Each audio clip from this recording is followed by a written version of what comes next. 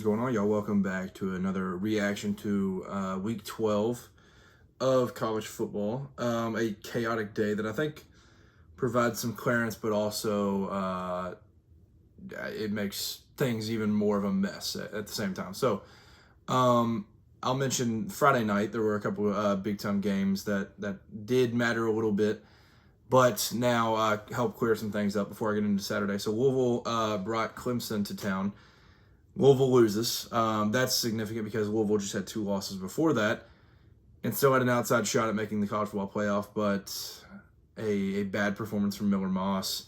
Still no Isaac Brown. The Cardinals go down to Clemson 20-19. Then Minnesota travels out to Oregon, and Dante Moore, baby, plays his best game as a Duck. 27 for 30, 306, 2 touchdowns.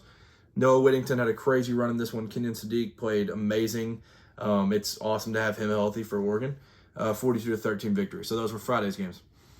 Moving on to Saturday, the main slate. This has no order of specifics, but I'll start with Georgia, Texas. The number 5 Georgia Bulldogs hosting number 10 Texas Longhorns, and this got ugly. Nate Frazier continues his tear. He was incredible in this one.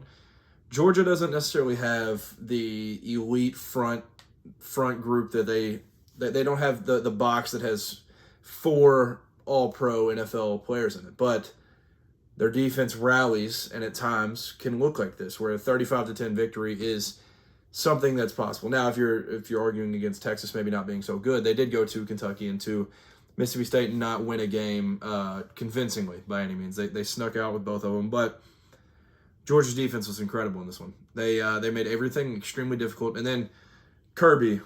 When Kirby's at his best, there's not many better. Like you had on Saturday, you have Lincoln Riley freaking out, amazing win over Iowa. But then at the same time, you have Kirby even more when he's at his best and his teams are winning and he's cocky and he's confident. He is absolutely hilarious. He kicks the onside kick and they get it back and he's sitting there. He had a smirk before the kick, has that smirk and will dance after, and he's awesome. So Georgia just rolls. This game was never really in doubt. It kind of they pulled away late, but it was really Georgia's defense was so impactful throughout this game. You kind of knew that this one was going to be over, and it was going to be a Georgia win the entire time. Moving on to probably the game that had the most talk of the day: Texas A&M versus South Carolina. One of the worst teams in the conference. South Carolina travels to Texas A&M for a maroon out. This game last week always had a weird vibe to it where it was like, man, like Texas A&M, like, is the battered Aggie syndrome real? Like, should they actually be worried about just dropping one of these random games? Surely not. They go down 30-3 at half in a half of football that is as bad as the Aggies have looked in years. And then, credit to the coaching staff, credit to Elko, credit to the players, the biggest turnaround that I've seen in a long time. And they set some history in this one. Teams are 0-286 when trailing by 27 or more points, and Texas A&M is the first to end up winning that. Insane comeback. Marcel Reed in the first half was 6 for 19, 141 yards, 2 interceptions, and a fumble. Second half, he goes 16 for 20, 298 yards, 3 touchdowns. Unbelievable second half there. And now that's where it's gotten interesting because I've seen on Twitter a lot of debate on whether this helps or hurts his Heisman argument. I don't think it does anything. I think if you play that bad, which is the worst of any Heisman contender maybe ever, and then you do that in the second half, yes, you're the reason that you dug yourself that hole, but you also dug yourself out of it. I don't think it really does anything. I don't think it drops him. I don't think it lifts him up. I think he's about where he was prior to this game. Obviously, you never want to see a half like that again. But it was crazy. And it's funny because I didn't, but I was like, dude, imagine like betting like right now, 30-3, A&M still wins. Because that like you had that vibe. You can see how Shane Beamer goes into the locker room. He's celebrating like he just won the Super Bowl. And they come out and they play to not lose. Instead of trying to win, grow the lead, they play to not lose, and the play calling was terrible. Everything was bad. So it completely flipped. The most tale of two halves game ever.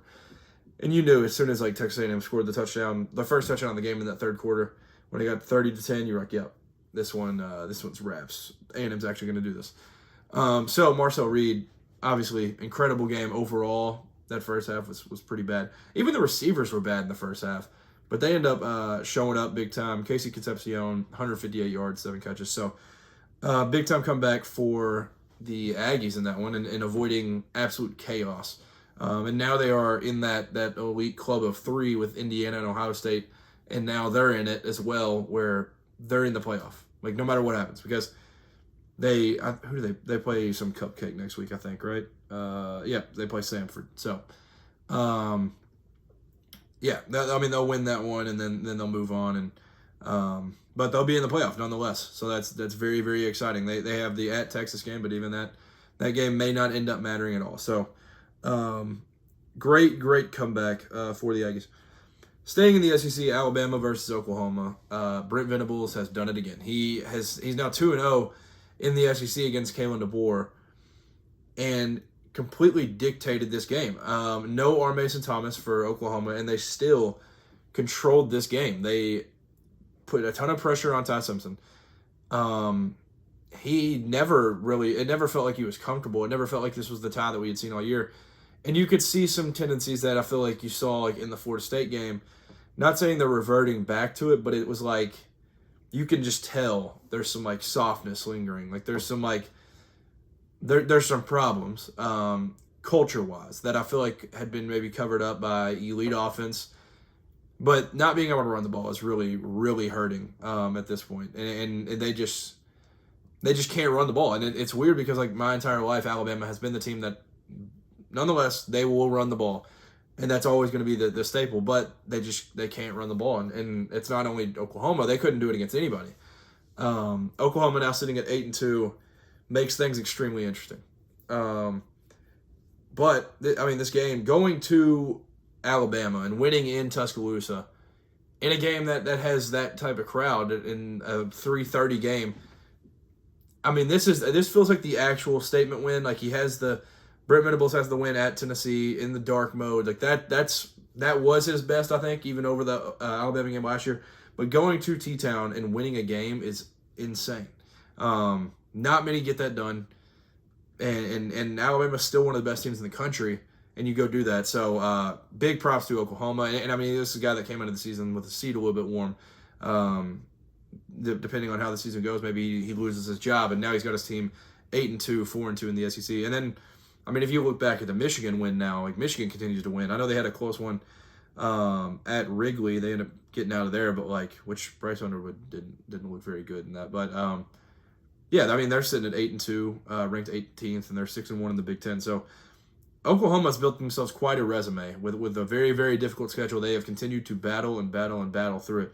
Now they'll have Missouri and LSU, and if they can win both those, they're sitting right there in the playoff mix. So big one. And I'll mention this before I get to this. The turnover difference is really the main thing in this game.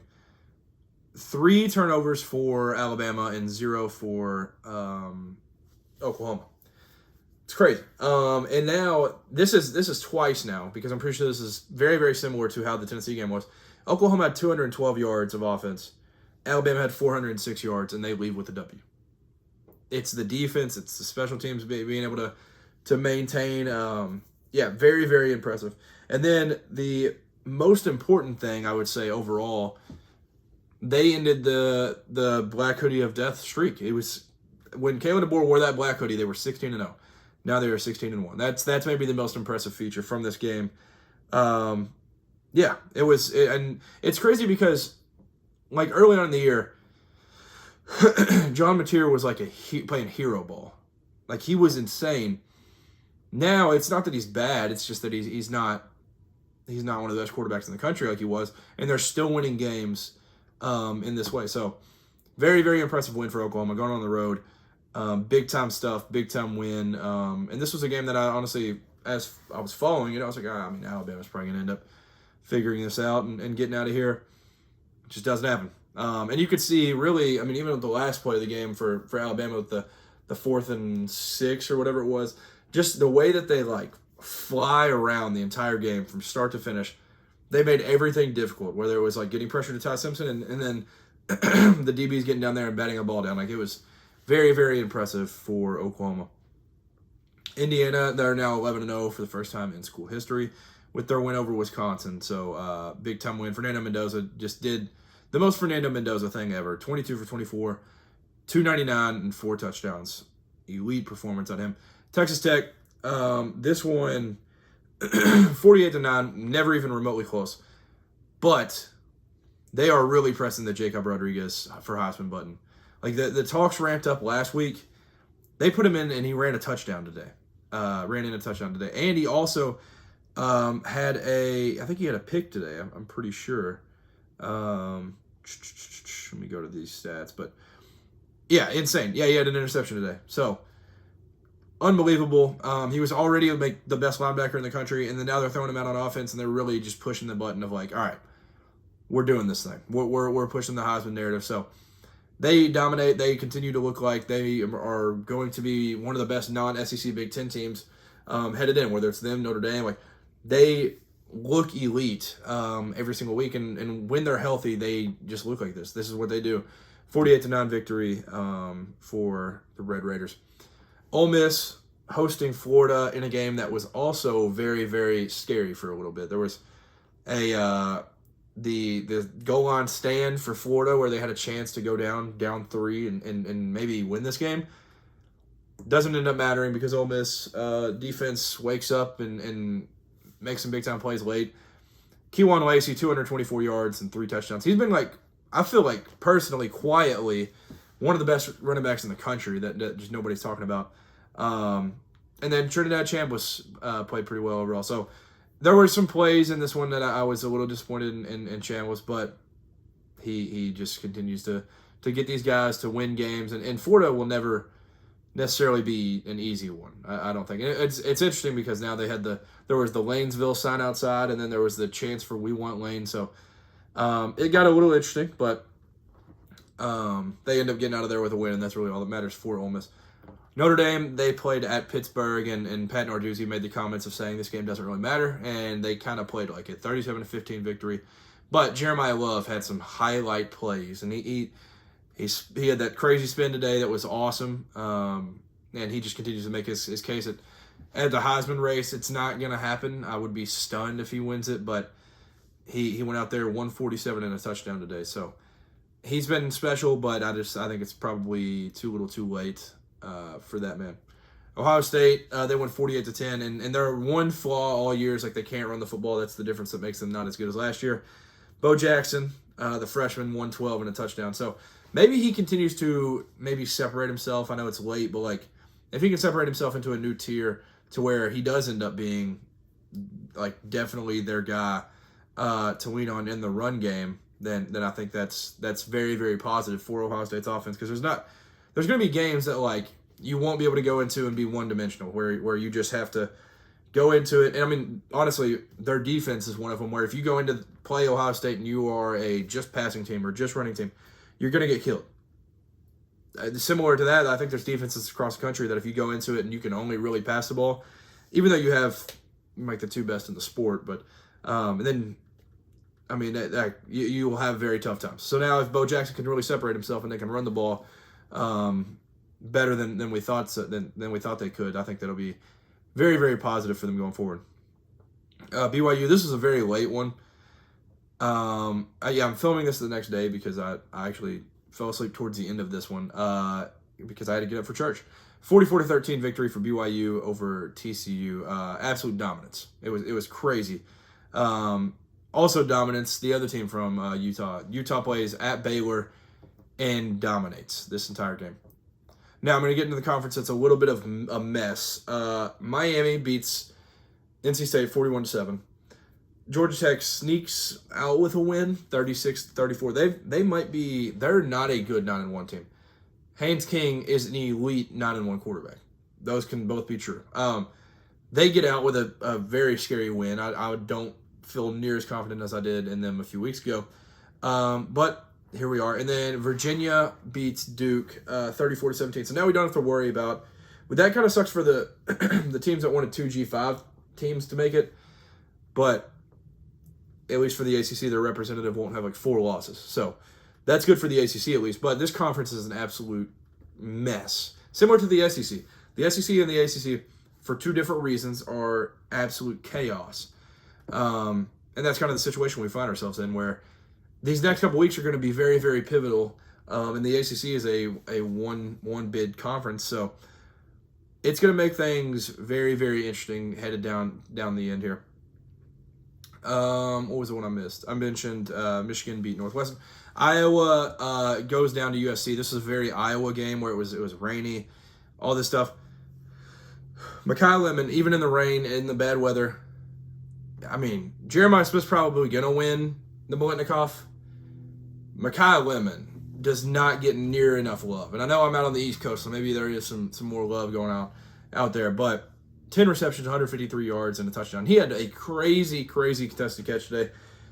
He's special. But they get a big time necessary key win over Iowa that keeps them alive in the playoff race. And now they have a big one this next week against Oregon. That's really going to be literally a playoff game that you'll have to. The winner is going to put themselves in a great position to go win. They've already played a couple tough road games and they've failed. Now they have a chance to go to one of the toughest places to play in America, in Autzen Stadium, and win a game. So I think they have the weapons to do it. They're gonna have to have the offense clicking, and I think it's gonna have to be in all systems playing great for this to happen. But you put yourself in this position, 8-2, 6-1 in the Big Ten.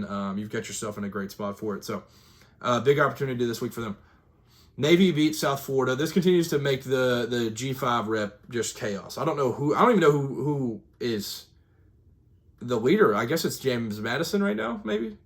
Because Tulane beat Memphis. Tulane's not out, but they're not necessarily in. I mean, Tulane won versus FAU. But now I guess it's James Madison. I don't really know. It's literally been for a month now. We've been like, oh yeah, the AAC champ is just going to be the one that is the G5 rep because they're all just better. But apparently not. Maybe Navy ends up making it. I don't really know. Navy's 8-2. But it was crazy. And this was really a game that Navy led start to finish. I mean, USF made a late push to try to come back and win this one, but just wasn't enough. 41-38 victory for Navy. And then Arizona, who I mentioned last week, having quietly a really, really good year. 4-3 in the Big 12, 7-3 overall. They go to Cincinnati and get a top 25 win. So very impressive. Noah Fafita continues to. He was a name that 2 years ago a lot of people talked about him being a very good player, and then last year it was kind of down. Lost a lot of the stocks that were bought into him.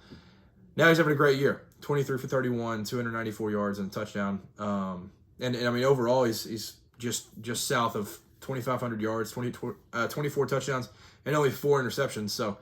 He's been awesome. Noah Fafita's been killing it. Arizona's been looking pretty good. So, this is a chaos going in the Big 12 that I think is going to be very, very clear when it's all said and done because of Texas Tech. But they obviously have their team that I think is definitely the biggest national title threat in Texas Tech.